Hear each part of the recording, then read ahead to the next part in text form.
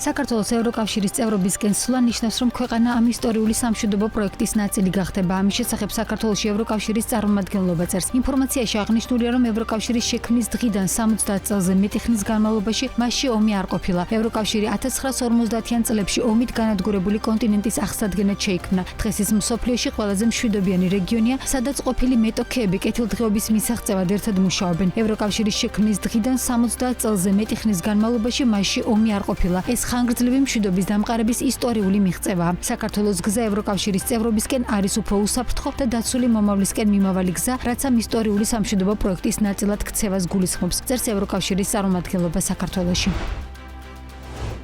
საქართველოში უმუშევრობის დონე გაიზარდა. საქსტატის მონაცემებით უმუშევრობის მაჩვენებელმა წინა წლის შესაბამის პერიოდთან შედარებით 0,6% პუნქტით მოიმატა და 14,3% შეადგინა. 2025 წლის მეორე კვარტალში წინა წლის შესაბამის პერიოდთან შედარებით დაქირავებულთა რიცხოვნობა 4,700 კაცით გაიზარდა. სულ ქვეყანაში დაქირავებით 940,500 პირი იყო დასაქმებული. თვით დასაქმებულთა რიცხოვნობა 29,300-ით შემცირდა და 422,200 კაცი შეადგინა.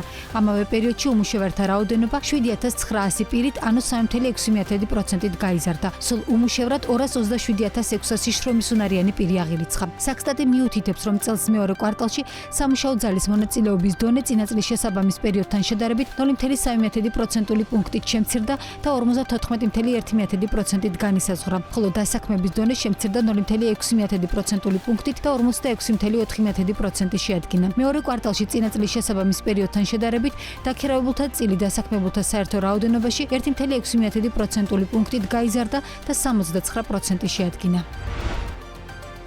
ივლისში საქართველოს საგარეო სავაჭრო ბრუნვა 8%-ით შემცირდა, თუმცა წლიურ ჭრილში ზრდის ტენდენცია ნარჩუნდება. წლის პირველ 7 თვეში საქართველოს საგარეო სავაჭრო ბრუნვამ 14 მილიარდ 156 მილიონი დოლარი შეადგინა, რაც წინა წლის შესაბამისი პერიოდის მაჩვენებელთან შედარებით 10,3%-ით მეტია. აქედან ექსპორტი 3 მილიარდ 845 მილიონს აჭარბებდა, რაც რეკორდული მაჩვენებელია. 2025 წლის იანვარ-ივლისში საექსპორტო კალათაში კვლავ მსუბუქი ავტომობილები ლიდერობდა. წელს უცხოეთში საქართველოს გავლით მილიარდ 479 მილიონი დოლარის ავტომობილები გავიდა, რაც წლიურად 24%-ით გაზრდილი მაჩვენებელია. 73%-ით გაიზარდა და მეორე ადგილი დაიკავა ძვირფასი ლითონების მადნების და კონცენტრატების ექსპორტმა. სულ უცხოეთში 202,9 მილიონი დოლარის ეს პროდუქცია გავიდა. მესამე ადგილზეა სპირტიანი სასმელები 158,1 მილიონი დოლარით, სადაც 8%-იანი კლება. საექსპორტო კალათაში ასევე კლებას აჩვენებს ღვინოები და ფერო-შენადნობები. უმსხვილესი საექსპორტო ქვეყნების სამეულს ყირგიზეთი ლიდერობს 815,9 მილიონი დოლარით, მას მოსდევს ყაზახეთი და რუსეთი.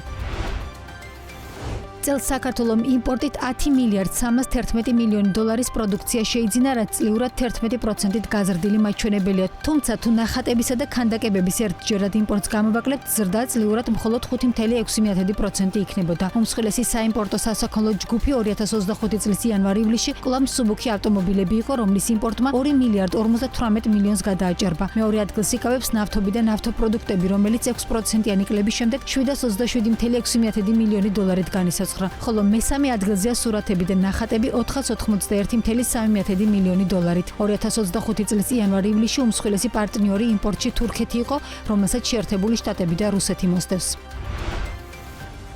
2025 წელს რთველის ორგანიზებულად ჩატარების მიზნით რთველის საკოორდინაციო შტაბის ცხელი ხაზი ამოქმედება. დაინტერესებული პირები ინფორმაციის მიღებას შეძლებენ როგორც შტაბის ცხელ ხაზზე 0322 19 22 83-ზე, ასევე გარემოს დაცვისა და სოფლის მეურნეობის სამინისტროს ცხელ ხაზზე 1501-ზე. ღვინის ეროვნული სააგენტოს ინფორმაციით ცხელი ხაზი და რთველის საკოორდინაციო შტაბი რთველის დაწყებისთანავე ამოქმედება.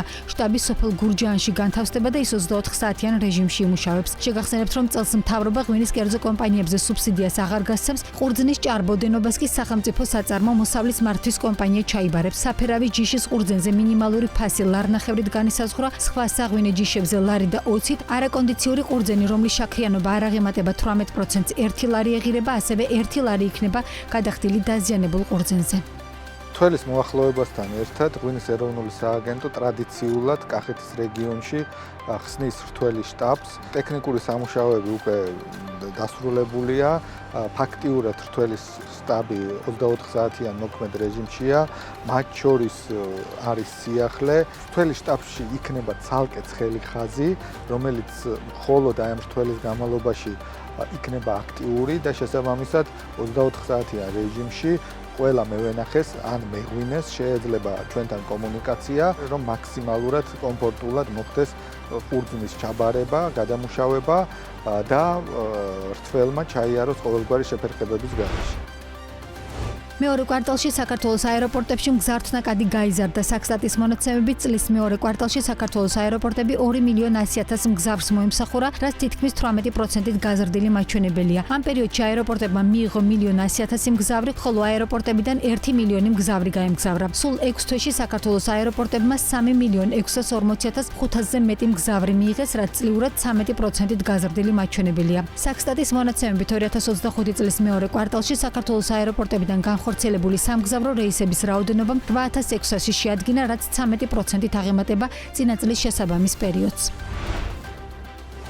საქართველოში საავიაციო ტვირთის მოცულობა გაიზარდა. საქსტატის ინფორმაციით 2025 წლის მეორე კვარტალში საქართველოს აეროპორტებში ტვირთისა და ფოსტის ნაკადის მოცულობა 9000 ტონა შეადგინა, საიდანაც 92% მიღებული ტვირთი და ფოსტა იყო, ხოლო 7.8% გაგზავნილი. ჯამში წლის პირველ ნახევარში საქართველოს 16800 ტონა საჰაერო ტვირთს და საფოსტო გზავნილს მოემსახურა, რაც წლიურად 50%-ით გაზრდილი მაჩვენებელია. საქსტატი ანგარიში მიუთითებს, რომ 2025 წლის მეორე კვარტალში საქართველოში რეგისტრირებული საჰაერო ტრანსპორტით გადაყვანილი იყო 172.600 მგზავრი და გადატანილი იყო 38200 ტონა ტვირთი. აღნიშნულ პერიოდში გადაყვანილი მგზავრების რაოდენობა 1.5%-ით გაიზარდა, ხოლო გადატანილი ტვირთის მოცულობა 18.6%-ით ნაკლებია გასული წლის შესაბამისი პერიოდის მაჩვენებელზე.